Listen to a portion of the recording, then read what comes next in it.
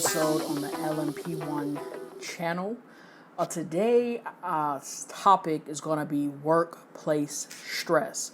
Now, it's kind of a twofold thing, kind of from the perspective of an employee but employer, but kind of keep the perspective of, even if you're the employee, what to even look for in an employer and ways that you can maybe even persuade your employer to implement and do these things regarding workplace stress.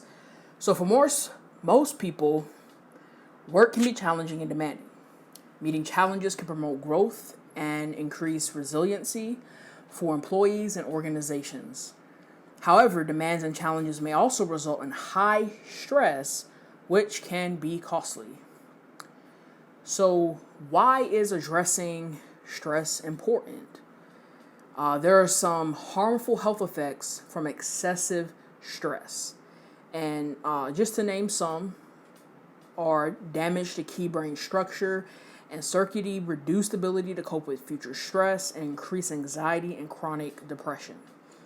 The onset of post-traumatic stress disorder, reduce immune system functioning, increase inflammation, and depression. Again, we see depression there. High on-job demands and insufficient resources contribute to stress.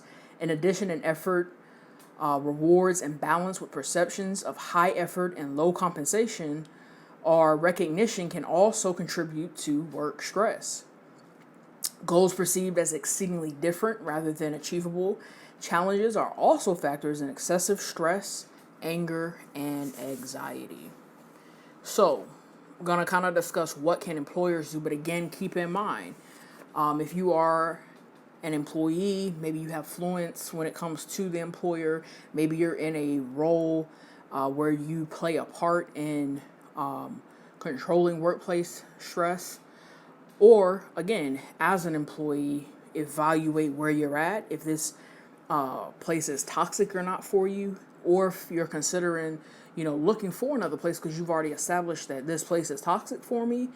Keep these things in mind when you are looking at other places to see, do they have these things in place or implemented, or even make it a part of your interview questions. When they say, hey, any questions for us? Ask them some of these questions just to see, okay, do they handle workplace stress well, and will it be good for my mental health? So employers can address and reduce excessive workplace stress by focusing on their efforts on 3 levels. So the 3 levels I'll kind of talk in detail will be prevention level, targeted early identification and intervention level, and then intensive individualized support level. So to start with the prevention level, by developing organization-wide policies and practices, this is how employers can tackle this level.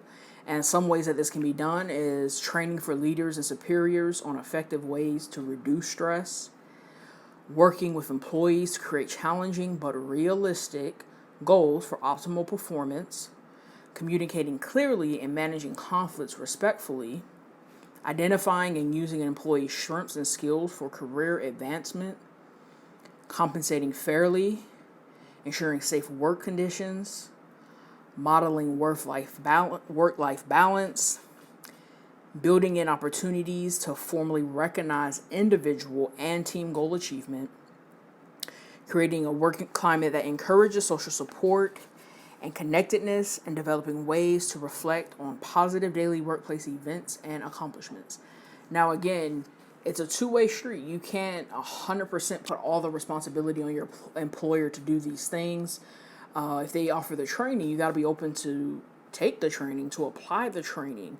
When you are sitting down with them and you're building those performance goals, be honest with that. Be a part of that process of building challenging yet realistic goals. When there are conflicts, communicate. And as you go down, again, take some responsibility with that. Work with your employer to accomplish these things. And I think it kind of will make a difference in them saying, okay, this person really has, what's the word I'm looking for? Interests, in workplace stress. And don't make it just about you. Just make it like, hey, I'm looking out for everybody here. So the next one, targeting early identification and intervention. So the ways employers can do this for their employees. They can do stress screenings and have information on stress reduction, especially regarding the early warning signs of mental health conditions, effective intervention programs like cognitive behavioral therapy for stress management, programs that effectively address stress like mindfulness, relaxation, encourage exercise, emphasizing the value to mental and physical health. Programs that overall improve resiliency. Again, recommend some of these things for your place of employment. Be a part of the team that initiates these, because a lot of times, when we hear employers, they have a lot on their plate. They have a lot to balance and a lot of aspects to consider between the climate and culture of the company. So sometimes they may need you in their ear to help them and slip this little piece in. So for the final one, intensive individualized support. Assist employees in assessing effective care and support. Initiate active outreach to employees out on disability. I know this is a very good one considering, the state that we're in now. I'm sure there's a lot of people that's been affected, by this in that sense. And if some of you have seen, there's a young lady that used to work for Facebook that has a lawsuit against them because they didn't care for her in her disability that developed while she was working there. Develop effective transition and return to work policies and practice. That goes to the state we're in now. That's going to be very important for people that maybe got laid off, maybe got their hours cut short, or was working from home. They got to go through that transition of returning to work. Or if they're even being employed by someone new, still they're returning to the workforce, right? Even if it's a different employer.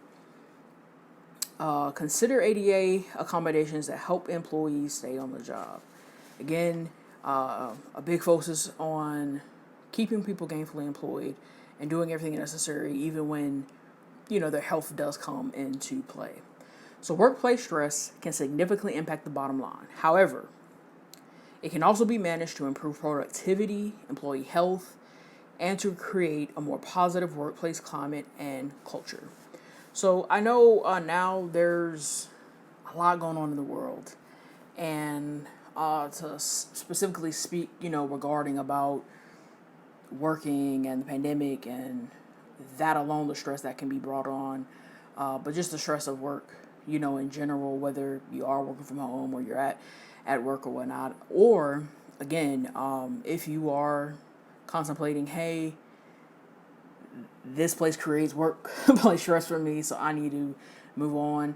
Look for these things in companies because it impacts you as much as there are some people that will take the abuse because they feel like that's what they gotta do to earn a living for the family, but not so. So there's companies out there that care for their people. They show it, and for those that are not, if you can play a role in bringing that company to a place where they can take a focus on the workplace stress and implement some of these things, do so. Thank you for watching. Thank you for listening.